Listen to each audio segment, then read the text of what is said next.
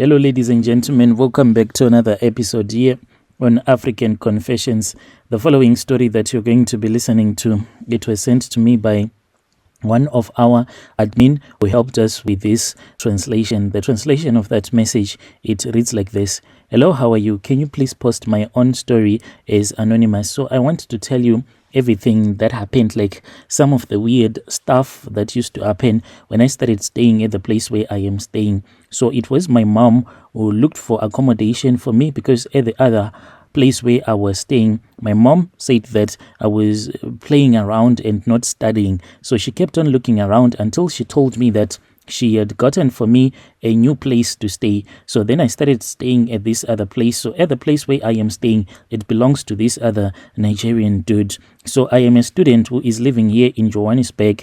I stay at a student accommodation which is owned by a Nigerian man, and I have been living there for, I can say, for the past 6 months or so. I never thought that I'll end up in this situation, even though I used to drink a lot when I was staying at the other place where I was staying, but it was far much better than the spiritual attacks that I started to receive. Even my own little brother, because the night that I moved in, my little brother was there with me. Like, he said, I can't fall asleep, dude. What's going on? Like, he kept on having these nightmares. He said that he was seeing a woman that was in our room. So I just dismissed him as someone who drinks a lot and who smokes a lot. So on that night, we had smoked a lot of weed, like a lot. So I thought that maybe this was the reason as to why he was having these visions and whatnot.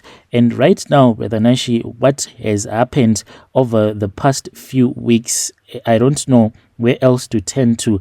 I need help, I need advice, I need anything right now, because I do not know what to do. I even tried to get on my knees, but when I went on my knees, like my knees, they were so painful. Like at the place where I was kneeling down on the floor, there were thorns that had been thrown all over the floor, and I got up and I could not even talk to God so that I can ask God for forgiveness because of some of the things, the occultic stuff that this Nigerian dude made me to do. So it all started, that was last Friday. Last Friday, I had gone out with a few friends, not like this Friday, but the last of last Friday. I had gone with a few friends and we were drinking. We were having a really good time, like it was a typical night out, nothing out of the ordinary. One of my friends, he said that he had some money, which was enough for us to spend throughout the night. When we went, we were like drunk. When I got back to the accommodation later that night, I was really drunk, but not too far gone to notice some things that were strange. So when I got into the residency, that was when I saw the car that belongs to this Nigerian, whom I will call K, not his real name. So I got inside and I said, oh, the dude is here tonight. So when I was in the living room, I was about to head to my room. That was when I saw something that stopped me in my tracks. At first, I thought that maybe it was just alcohol that was playing tricks with me, but I know what I saw.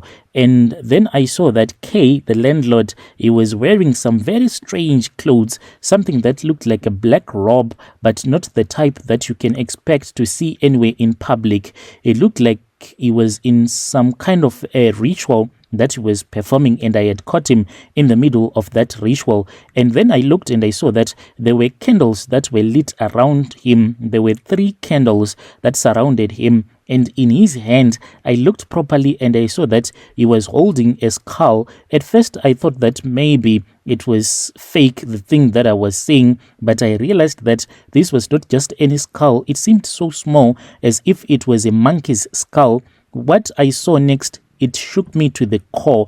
He was using this skull in a way that I can't even properly describe. This man was using this skull in a sexual, twisted and disturbing way. He had his manhood in the place where the eyes of this monkey was supposed to be. That is where his manhood was, and he was jacking off using that monkey skull.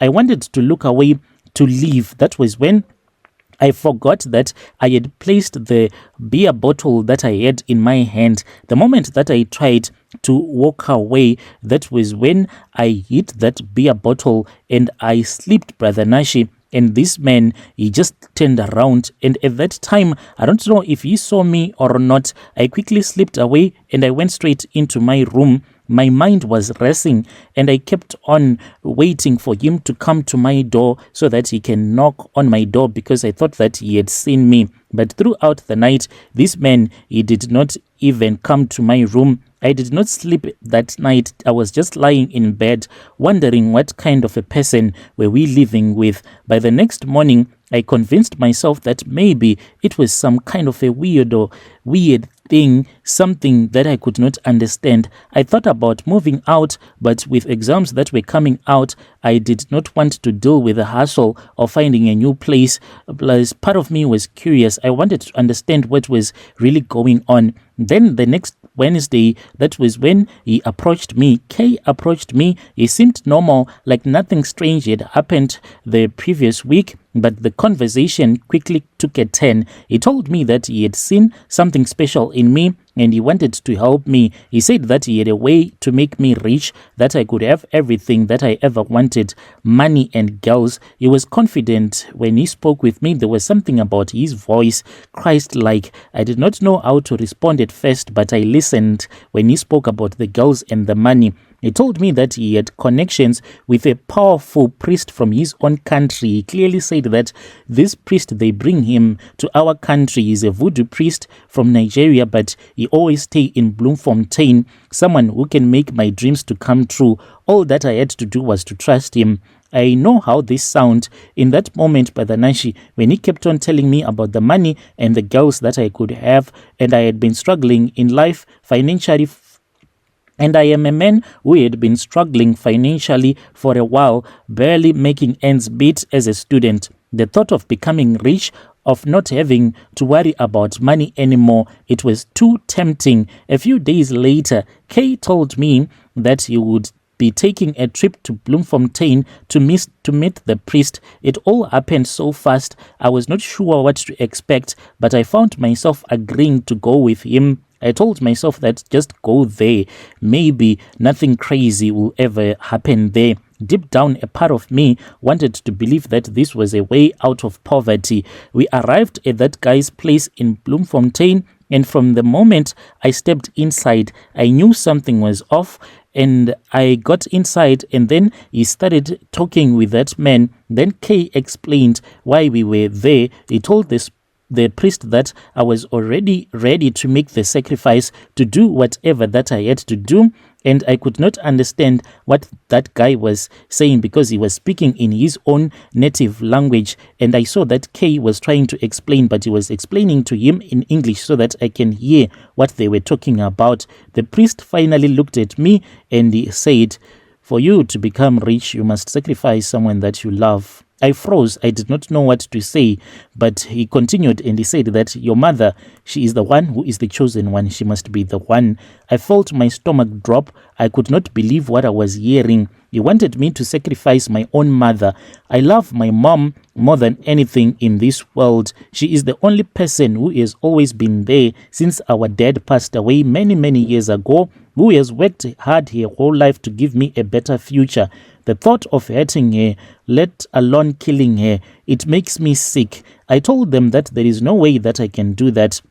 But they have told me that this is the only way that I can get money and I will never have to look for a job in my entire life. He said, your economy is really bad. All that you have to do is just do this and you will be rich. Even if you graduate, you are not going to get a job. So I am in shock. And before I could even process what was happening, the priest then handed me 4,000 in cash, and he said that this was a gift for my mom. He told me to buy a dress, something that is nice, to take her out and to give it to her on Heritage Day. He said that once she wears that dress, the ritual will be complete and the sacrifice will be made.